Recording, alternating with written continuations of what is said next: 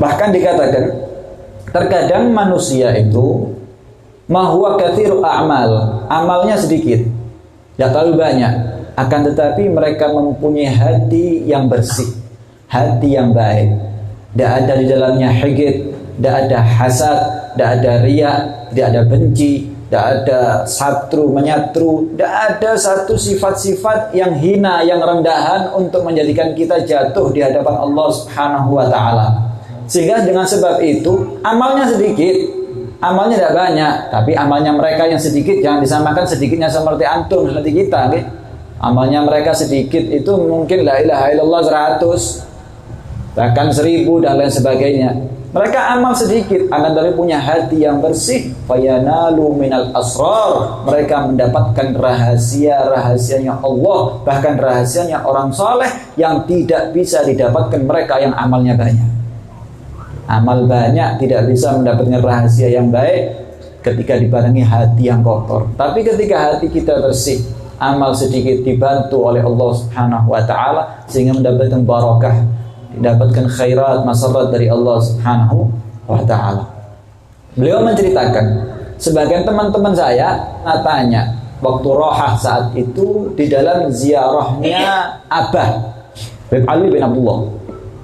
Abah saya tanya, Abah sampean dulu ketika ziarah salaf bagaimana? Di malam hari atau siang? Katanya. Ditanya, aku jawab, dulu Abah itu ketika ziarah, ketika mulai umurnya masih sehat, beliau ziarah itu menuju di Zambal, sering, tidak tahu malam, tidak tahu siang, sering ziarah. Tapi akhir-akhir hayatnya beliau mulai kurang, tidak seperti dulu sering ziarah. Dan sekarang ini jarang ziarah. Ketika duduk rohah, duduk seperti ini, subhanallah, Habib Abdullah abahnya mengkasyaf. Oh, tadi ini maling ngerasani aku ini. Dibuka apa yang dia ceritakan. Tadhunnuna ziyarah li salaf illa bil khuruji bil fi'il. Kamu kira kita ini ziarahnya kita ini menuju mereka orang-orang salaf, orang-orang yang baik, orang-orang yang mulia, apa harus dengan pekerjaan ziarah? Bukan berarti dulu kita ziarah, sekarang kita tidak ziarah, tidak ada mahabbah. Dulu kita ziarah, berarti kita cinta. Terus kita yang sekarang tidak mampu ziarah, berarti kita tidak punya cinta sama mereka. Loh, salah.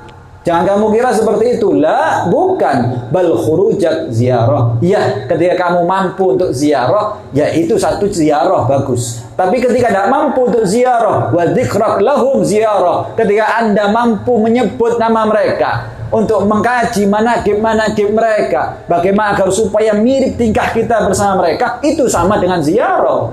Ya mungkin kita di sini termasuk ziarah pada mereka orang-orang yang soleh. Sehingga wal maksudul a'dham, tujuan yang paling utama bukan Anda ziarah atau bukan ziarah, tapi al mahabbah war rabithah bihim, kecintaan dan hubungan yang erat dengan mereka semuanya. Ziarah setiap hari, tidak tiru amalnya mereka. Ziarah sana sini, tetap lanang wedok pacaran gandengan ziarah, percuma. Ahsan jangan ziarah ente. Daripada ziarah merusak ente punya amal. Nauzubillah min dzalik. Dari Abdullah bin Alawi bin Muhammad Al-Haddad, beliau mengatakan, ala ya bakhat man zarahum bisidqi wandar ilaihim mu'tani kullu matlubuh tayassar. Beruntung orang yang diberi wewenang, diberi sehat afiat bisa ziarah kepada mereka orang-orang yang soleh. Bahkan mereka di kuburan Zambal, di Haltul Umud, bisidik, dengan jujur. Artinya dengan jujur bagaimana? Kamu jujur mengikuti ilmunya mereka, jujur mengikuti amalnya mereka, jujur Anda tasdik mengikuti dengan keramat-keramat yang ada dalam diri mereka. Dan hati-hati, ziarah cukup ziarah, hati dibersihkan. Jangan kita ziarah, bukan mereka yang butuh, kita yang butuh barokah daripada diziarahi. Sehingga siapa orang yang perhatian dengan mereka, orang-orang yang soleh, ziarah kepada orang yang soleh, kullu matlubuh tayassar, semua yang Anda minta hajatnya digampangkan oleh Allah Subhanahu wa ta'ala. Juga dikatakan terkadang beberapa anak itu indahu syai' minal ilm, punya ilmu, Masya Allah, belajar, punya ilmu. Bahkan bukan hanya punya ilmu, amalnya juga banyak. Akan tapi tidak mengikuti daripada thariqah salafnya mereka. Tidak mengikuti Faqihul Muqaddam, tidak mengikuti Syekh Abdul Qadir Al-Jailani, tidak mengikuti Syekh Fakhrul Wujud, tidak mengikuti mereka semuanya. Jadi amal dipikir dewe, pokoknya sholat, pokoknya zikir, pokoknya ini, pokoknya itu. Tidak mengikuti apa yang diadakan mereka, orang-orang yang soleh yang sudah sampai kepada Allah Subhanahu wa Ta'ala. Yaitu thariqatul aslaf. Fayabghadhu ma'an, ketahuilah mereka tetap akan merasakan haus, tetap merasakan bingung di hadapan Allah Subhanahu wa Ta'ala. Sallallahu alaihi Muhammad. Sehingga dipermasalahkan oleh beliau, dicontohkan sebagaimana orang yang melihat air di sana, sebelum sampai air dihalangi ada hewan yang buas, mungkin anak singa lah, ada singa. Lah sampean singa tahu, sampean sak pinter-pintere Bruce Lee, lah ketemu singa ndak payu Bruce Lee sampean. Iso pencak, ayo kena mangape singa, ya alaihi salam sampean. Digambarkan oleh mereka seperti itu. Orang yang tidak mengikuti thariqatul aslaf, mau alim, mau amalnya banyak, ketika tidak mengikuti thariqahnya mereka, seakan-akan di sana ada air, akan tapi dihalangi banyak daripada hewan buas. Bagaimana? Yang durul ma, itu bisa melihat air, walaya gedir aleh, tapi tidak bisa minum air. Bisa melihat air, tapi tidak bisa minum air. Wa hadza ma yubarikullah fi ilmihi wala amalih. Sebab inilah Allah tidak kasih barokah di amalnya, Allah tidak kasih barokah di ilmunya. Bagaimana Allah ngasih barokah? Illa mahabbati thariqati ahli, kecuali Anda ketika hatinya mempunyai mahabbah, kecintaan, hubungan yang erat dengan thariqah daripada mereka leluhur-leluhur kita yang saleh. Semoga kita bisa meniru mereka semuanya. Amin ya rabbal alamin. Bahkan dikatakan Faqihul Muqaddam ketika membuat majlis seperti ini, majlis rohah ataupun majlis-majlis yang lain, beliau naik di jamek itu, naik di atas sambil mengatakan, semuanya hadir, ayo kita hadir majlis. Lihat, ini semua jalan enak, ilmu disiapkan enak, amal disiapkan mereka, leluhur kita yang bagus, semua disiapkan, kita cukup pakai. Antum jangan membuat yang baru. Wes ono contoh nih, pakai yang ada. Jangan membuat yang baru. Ini kata beliau, ayo semua, ini majelis-majelis peninggalan mereka, ayo kita ikuti. Sehingga fa'awwalu man mukhalafatu lahu bataga min auladih. Jangan sampai Anda menjadi orang yang bertentangan dengan kakek-kakek Anda daripada anak-anak. Pun kita anak turunnya tidak mau duduk majelisnya mereka. Justru orang lain. Sampai beliau mengatakan wa amma law ja'a Misri au Iraqi au ghairi, jangan sampai nanti orang Mesir yang datang. Jangan sampai datang orang Irak datang. Orang sini-sini tidak datang, bahaya ini kata beliau. Ayo terus datang ke hadir majlis. Tusabiquna ala huduri majlisihi, orang yang jauh mendahului hadirnya kita semuanya dan mereka menerima hikmah yang begitu besar. Hati-hati, aib alaina. Cacat kita ini berarti.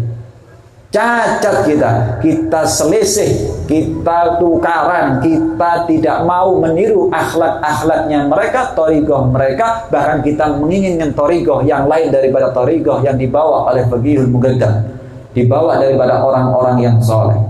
Sehingga wallahi, demi Allah kata beliau, sesungguhnya salaf kita, leluhur-leluhur kita yang baik, mereka perhatian di kubur-kuburan mereka, bahkan lebih perhatian di masa hidupnya. Mereka lebih perhatian di kuburannya mereka daripada mereka dalam keadaan hidup. Sehingga orang yang tidak ikut daripada leluhurnya yang soleh, mereka lebih tahu sekarang. Kita tidak ikut mereka, kita tahu. Kadang-kadang ada satu anak yakhtar libas ma'ahabbu ahlah, mereka pakai pakaian-pakaiannya yang tidak mirip sama pakaiannya mereka orang soleh. Yakhtar ilm magharru ahluh, kita milih ilmu yang tidak dibaca sama mereka. Kita berusaha kitab-kitab yang dibaca mereka. Ini ilmu sedulu, mending ilmu yang dibaca dari dulu daripada kita membuat ilmu yang baru. Karena kita belum tentu sampai kepada Allah. Kita ingin sampai kepada Allah, ikuti mereka, orang-orang yang sudah sampai. Sallallahu alaihi Muhammad. Sehingga Imam Abdullah bin Alawi bin Muhammad Al-Haddad, beliau mengatakan di dalam satu syairnya, sekarang zaman ini terbalik keadaannya. Wajah ada di belakang, belakang ada di wajah. Ngikuti orang dulu kuno. Aduh, ente pakai sarung, aduh boleh dulu.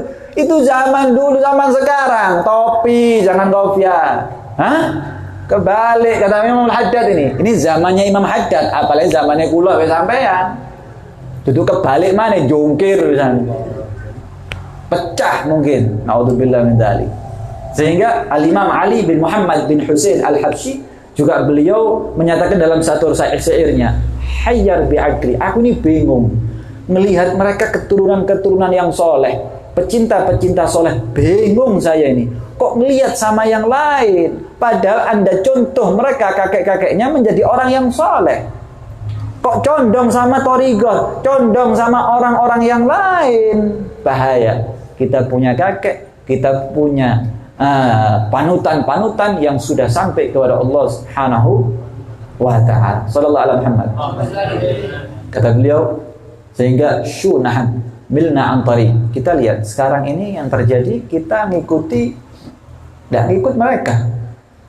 Sisi majelisnya pokok rame, sisi majelisnya pokok seneng, sisi pakaiannya pokok nyaman, enggak.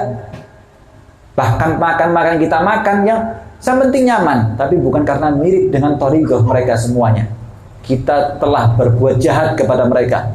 Kita sudah mengingkari apa yang datang daripada mereka semuanya. Akhlak mereka, bahkan proses mereka yang mereka buat mulai zamannya Nabi yang dibawa oleh beliau, yang dibawa mulai zamannya Nabi, keluarga Nabi Muhammad SAW dibawa oleh mereka. Proses itu sangat hebat.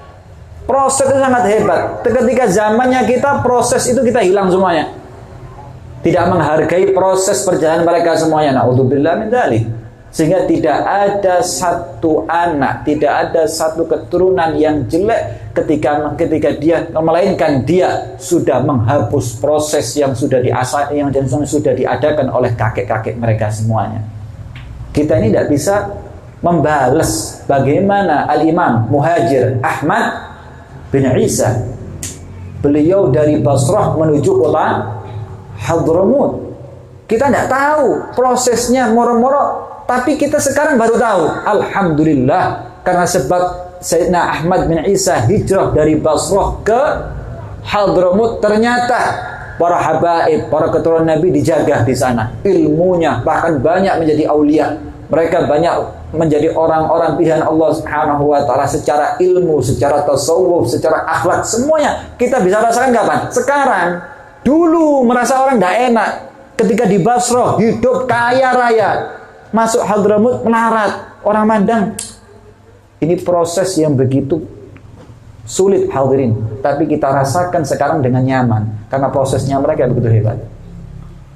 Jangan sampai kita menyia-nyiakan proses hidupnya mereka untuk korbankan harta, hidup semuanya untuk kehidupan kita sekarang. Justru yang dipersiapkan untuk hidupnya sekarang, kita yang merusak hidupnya mereka semuanya. Na'udzubillah min dzalik.